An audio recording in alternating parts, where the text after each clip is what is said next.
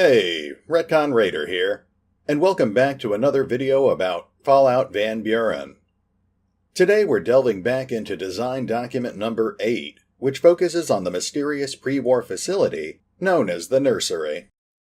Now, last time we primarily focused on the lore surrounding the Nursery, as well as the small number of colorful NPCs who inhabited it, so this time we'll be focusing on the actual gameplay content planned for this location. Like I said in the last episode, the Nursery primarily served as one big dungeon that the player had to defeat in order to resolve one of the game's major quests, finding a cure for the new plague. Unfortunately, by the time the player arrived at the Nursery, it would have already been hit by a devastating earthquake. Numerous systems would be damaged, and some of them, including Diana herself, would be entirely offline. That meant that if the player wanted a cure for the new plague, then they were going to have to find a way to repair Diana's systems. Of course, as with most major quests, things weren't quite so simple as just making a quick skill check or two. The Nursery consisted of 11 different areas, most of them designed to challenge the player with a combination of both combat and skill challenges, while also offering a small assortment of potential rewards. Before we dive too deeply into the planned quest content, let's take a look at the various areas the player could visit while exploring the Nursery. The player would have to enter through the Spillway, a 2-level facility designed to filter debris from the Nursery's water. This facility was manned by an assortment of non-hostile robot workers, including crab-like scurry bots, all coordinated by a more intelligent robot overseer. Although these worker robots were generally non-hostile, they could summon a small number of security robots wielding stun weaponry, if they felt threatened. The Spillway was connected to the rest of the Nursery by a long hallway, secured with both an electronically locked door, as well as a second group of security robots, this time equipped with deadlier weaponry. If the player managed to make it beyond this hallway, then they would be able to access the Valley. This area was primarily intended to act as a hub between the other important locations, such as the garden and the control facility. Although the document mentions the possibility of random encounters, this area would be largely safe to travel through. The player would primarily encounter pre-war animals, which would generally be non-hostile, though these animals would grow more aggressive if the player attacked them first. The player would also encounter potentially deadly threats if they passed too close to the artificial lake or the garden. The lake was infested with dangerous hag snakes, mutant descendants of modern hagfish, and the areas around the garden were slowly becoming infested with mutant carnivorous plants. The player could deal with the hagfish infestation by simply wiping them out, but clearing out the carnivorous plants would require a bit more work. This would involve accessing the garden facility, a massive greenhouse built over the artificial river and segmented into 4 distinct biomes. Each of these biomes was dedicated towards growing pre-war plant life found in different types of terrain: deserts, forests, plains, and mountains. When the earthquake struck, it damaged the computer tasked with managing the plant life in the plains section, causing the equipment there to start breeding the aggressive carnivorous plants that the player would encounter throughout the rest of the Nursery. The player would need to find a way to fix this error if they wanted to return the Nursery to a fully operational state. Aside from the mutant plants, the only other particular notable feature in the gardens was Harold, who could be found living in the forest biome. He would be able to provide the player with narrative information as well as general advice, but otherwise he wouldn't be of much use until Diana had been restored to working order. More on that at the end of the video. This, of course, would bring the player to the control facility, which itself was broken up into several smaller subsections. Some of these subsections were largely just for show, such as the destroyed helipad, which would feature an irreparably damaged helicopter, or the decorative hedge maze, which would serve as a minor combat encounter for overly curious players. However, the control facility also contained several other vital structures, such as the control tower, the factory, the power plant, and the repository. Each of these structures suffered significant damage during the earthquake, and the player would have to visit and repair each of them if they wanted to get the Nursery running again. The repository, for example, was arguably the most important facility, serving as the storage area for the genetic samples of numerous pre-war animals, many of them otherwise extinct in the post-war landscape. Thanks to Diana's improvised patchwork, this is one of the only areas of the nursery that still had power. But it wasn't enough power to actually render it fully operable, and the two BattleBots tasked with guarding the facility would actively discourage the player from interfering with any of the equipment. The factory was similarly important, being designed to manufacture the Garden of Eden creation kits that were intended to help terraform the wastelands. Unfortunately, the earthquake practically split this building in half, and the bulk of the remaining equipment has been tangled up with an aggressively mutated form of creeping vines. The player would access this facility through the reception area, but from there they would be able to reach several other parts of the control facility, either by restoring power to the lifts or by using ropes to navigate the elevator shafts. The lower floor of the factory was intended to act as the facility's distribution and storage area, complete with a pre-war train that could, theoretically, be used as part of the game's overarching trade network questline. Although not technically part of the factory, the player would be able to use the factory to access the nursery's power plant, which also served as the nursery's water purification plant. As I mentioned in the last video, the nursery made use of a geothermal power plant, which relied on a constant flow of water to power the rest of the facility. Unfortunately, as with many of the other facilities in the nursery, the power plant was badly damaged during the earthquake. This is something that the player would need to repair if they wanted to restore power to the rest of the nursery. The factory would also provide access to the main control tower, which is where the nursery's computer core was located. While the player would be able to ascend the lift with the use of a grappling hook, they would still need to restore the main power if they wanted to activate the force field bridge that would let them reach Diana herself. This is also where the player would meet the nursery's other prominent NPC, Akeisha Moon. So, now that we know more about how the nursery was laid out, let's start looking at exactly what the player was intended to do here. As I said before, the player's main goal was to get the nursery running again. Although they wouldn't necessarily know it, Diana was vital if the player wanted to cure the new plague, but it was far more likely that the player would end up repairing the nursery out of altruistic curiosity, or at the request of either Harold or Akeisha, or even just to help the tribals find out what had happened to their missing goddess. So, how exactly was the player supposed to accomplish all this? Well, it certainly wasn't going to be easy. In order to fully repair the nursery, the player would have to accomplish an 8-stage quest, which would end up taking them to almost every single part of the facility. First, the player would need to find a way to actually get into the nursery. With the helipad destroyed and the train access in the facility disabled, the player would only be able to enter the facility through the spillway. This would involve fighting or navigating past some dangerous wildlife, as well as the robot workers, but the main obstacle would be an electronically locked security door. The easiest way to get past this door would be to approach the robot supervisor diplomatically, in which case it would be possible to get permission to enter the facility.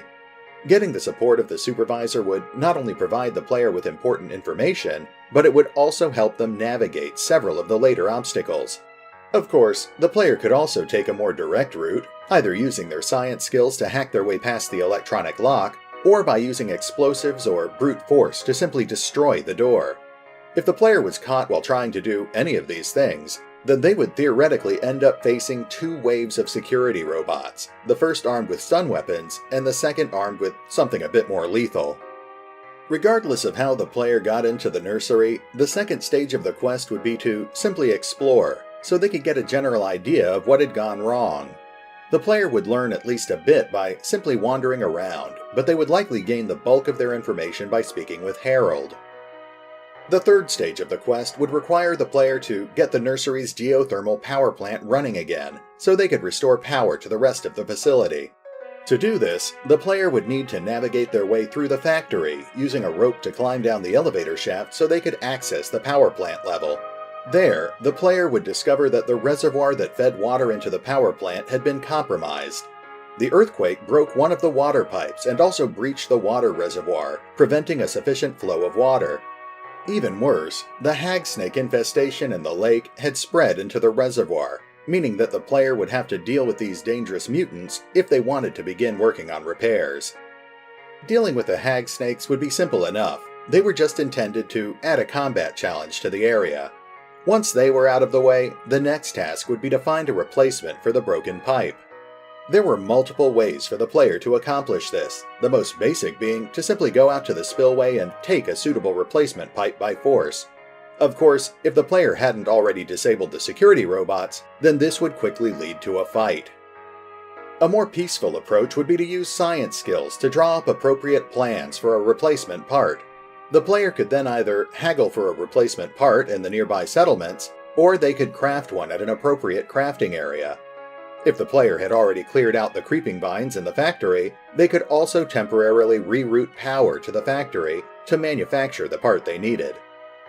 Once the player had found a suitable replacement part, they would need the assistance of a Skelibate to actually install it. If the player was on good terms with the robot overseer, then they could just go borrow one, but otherwise the player would need to reprogram, steal, or simply take one of the robots to get the job done. After replacing the broken pipe, the player would be faced with the more daunting task of patching up the leak in the reservoir. The player would first need to get the water pumps shut down so they could actually assess and repair the damage. Again, shutting down the pumps would be a simple task if the player was on good terms with the robot overseer, but otherwise they would need to use stealth, guile, or violence to temporarily shut down the pumps. Once the player could actually reach the leak, patching it would be a fairly simple task. They could either use technical skills to craft a proper patch, or they could use demolitions, or perhaps even a stray robot, to just plug up the hole. Once power had been restored, the player would be able to use the elevators and force bridge to reach the control tower, allowing the player to move on to Stage 5 of the quest, which involved getting Diana back online. Upon reaching the control tower, the player would encounter Akeisha Moon, who, following Diana's instructions, had rerouted power from the central computer to the genetic repository. The player could theoretically reactivate Diana without restoring the facility's power, but this would put the repository at risk, and Diana would beg the player to shut her down and reroute power back to the repository. If the geothermal power plant was back online, then Diana would instead be grateful, at least temporarily. With her systems restored, Diana would be able to re-establish contact with Vault 29, and her attitude towards the player would likely depend on how they had interacted with the Twin Mothers tribe. If the player had helped them, then Diana would indeed be grateful, but if the player had done anything to harm them, then Diana would instead become hostile, locking the player out of the control tower and activating the facility's security robots. If this failed to neutralize the player, then she would also contact Odysseus at the Tibbetts prison facility, and the player would soon find themselves being chased by tactical death squads. Assuming the player managed to stay on good terms with Diana, she would give them various other major and minor quests around the nursery. While none of these quests were mandatory, they would all presumably benefit the player in some way. For example, Diana required the use of a surrogate body to complete some of her work, but a remote-controlled robo-brain shell was damaged during the earthquake. The player could find it tangled up in the mutant creeper vines in the factory, and theoretically repair it if they had replacement parts and appropriate technical skills. If the player accomplished this, then Diana would presumably be able to assist them with some of the other tasks around the nursery. Beyond that, the final 3 stages of the main nursery quest would require the player to deal with the infestation of mutant plants in the gardens, remove the mutant creeper vines from the factory level, and restore the distribution center to working order. These were all relatively straightforward tasks, and once the player had gotten everything finished, they would finally be able to reap the rewards. The exact rewards weren't fully explored in the design document, but a few rewards are briefly mentioned or implied. For example, it's implied that the player would be able to get at least 1 Garden of Eden creation kit, or at least notes on how they work, which could then be used to resolve quests in other locations, such as Mesa Verde. It's also stated that if the player or Diana complete repairs on the genetic repository, the player could be rewarded with a unique pre-war animal companion, such as a badger, grizzly bear, panther, or wolf. It was also theoretically possible for the player to create these companions on their own, but this would be much more difficult without Diana's assistance. It's also likely that the player would have been able to gain additional resources or crafting benefits from facilities such as the gardens and the factory, and it seems rather likely that the player would also be able to use the distribution facility, complete with its pre-war train, as part of the overarching Trade Network's quest. But of course, the biggest reward for helping Diana, and restoring the Nursery to its former glory, was the eventual cure for the new plague. Diana would begin researching possible cures as soon as she found out that the player and Akeisha were both infected. She would temporarily banish both of them from the Nursery until a cure had been discovered, but that would presumably give the player the opportunity to take Akeisha back to the Tibbetts facility as part of the prisoner questline.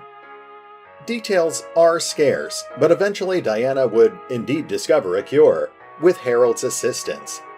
Like I said before, although he was often mistaken for a ghoul, Harold was in fact a mutant infected with the forced evolutionary virus. And, as I've mentioned in a few of my past videos, the forced evolutionary virus was originally created as a potential cure for the new plague. So, ultimately, things would come full circle. FEV had started as a potential cure before being weaponized by the US military, and now it would have become a cure once more, thanks to the combined efforts of the player, Diana, Harold, and, most importantly, Fred. And on that uplifting note, this is RetconRaider, signing off. Thanks for listening.